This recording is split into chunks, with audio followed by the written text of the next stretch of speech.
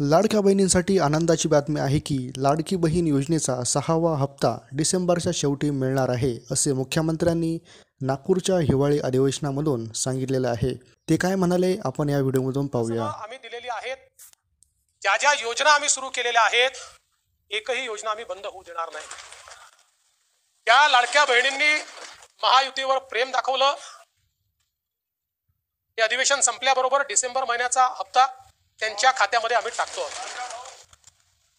आणि काहीच बदल नाही। नाना या ठिकाणी स्पष्ट करू इच्छितो, काही नवीन निकष नाहीत, आता तर सगळ्यांनाच टाकतो। पण ॲपरंटली असं लक्षात येत आहे की काहींनी 4-4 खाती उघडलेली आहेत। तर जसं समाजामध्ये चांगल्या प्रवृत्ती असतात, त्याच्या काही वाईट प्रवृत्ती असतात।